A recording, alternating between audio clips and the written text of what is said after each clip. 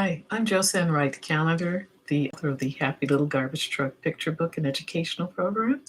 And this week we've been talking about setting up the educational environment so that a child could may access their educational instruction without different sensory needs filtering out what we're teaching. And so, one of the areas that we're going to talk about today is the proprioceptive area. And as I mentioned, this is the area that has to do with movement. A child knows how either how to not go too fast, too slow, and it has to do with the impulses that are received through the muscles and joints, as well as the inner ear. So, as a teacher of special needs, I try to structure my classroom in a way to meet and develop the proprioceptive needs of children in a couple of ways.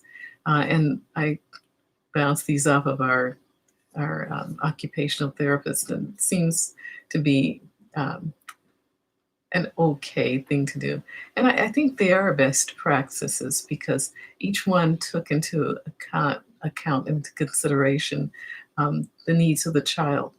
So, first thing that I did was for the hypo-sensative child who is seeking physical stimulation. I mentioned the child that liked to jump from high areas.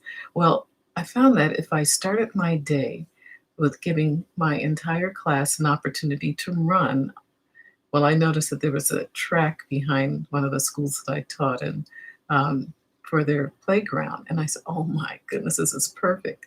So we started the day with 5 or 10 minutes of running. We would go around just one or two times and then come in and get started on our academics.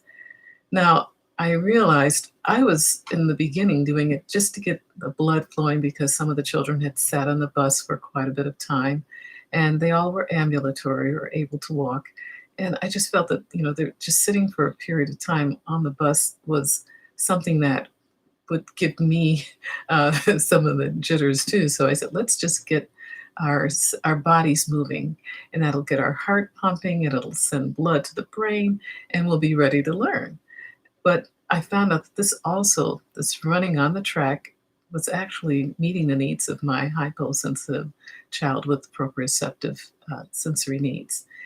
Another area that I thought of when we were talking with the occupational therapist about heavy work, I allowed my children who needed this proprioceptive work to be the book monitors. And they would pick up a stack of 3 to 4 books, as much as they could handle, and deliver them to the individuals of their reading group. At home, you could give your child a bag of groceries, not too many, but just allow them to pick it up, put it down, and for a couple of sort of like their weight training, and it might give them that stimulation that they need in their joints and their muscles.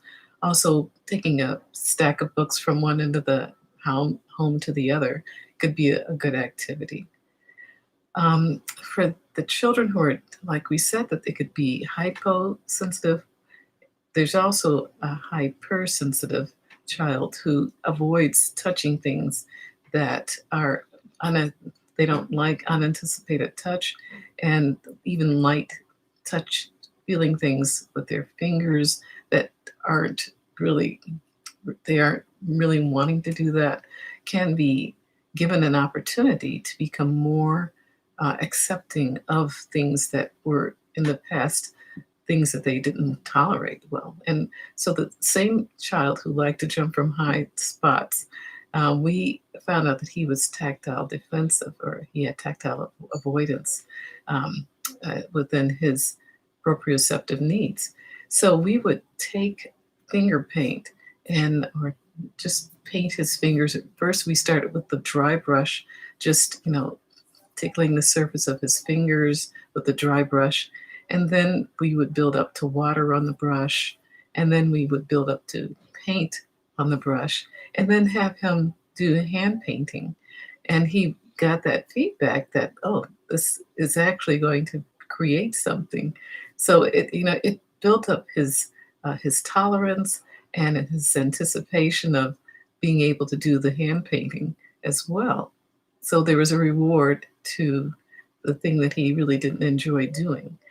Another thing was making finger food snacks. We would do snacks like peanut butter or almond butter on celery and then put the raisins on them sort of for the ants on the log type of activity. But anyhow, we would do food snacks. The children would make them themselves. They would each get, a glob of nut butter, a little thing of raisins, and they would have to apply it with their plastic knives. And then they had the reward of enjoying the snack after they built their own finger food snack.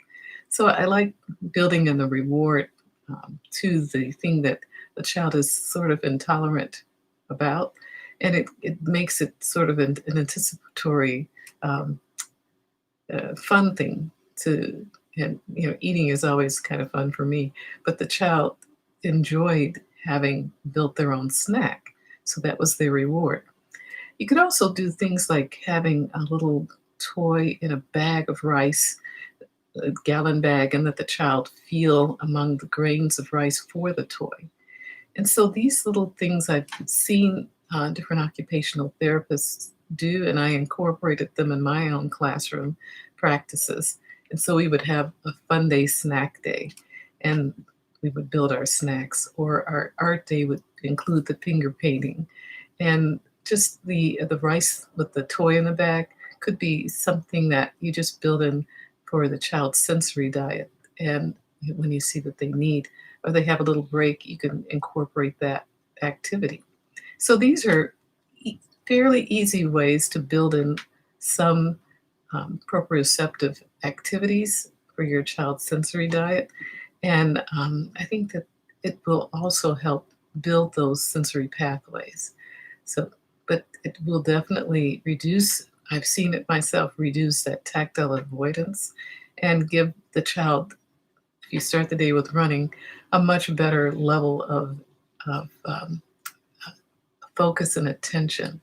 I had one little boy come in after we ran around the track, and he said, my name at the time, Miss Wright, Miss Wright, you took my power away. And I said, oh, really? He says, well, you'll get it back. Don't worry. But he was actually saying it kind of took some of the movement that he had in his body when he got off the bus out, and it diminished it. So children are so appreciative and receptive to things that we do that help them along in their educational day. So we'll talk to next week, actually. This is our one Friday activity. But on Tuesday next week, I'll pick up on the next of the of our sensory needs, sensory diet activities, and that's going to be the vestibular. So I'll see you next week. Have a wonderful weekend. Bye-bye.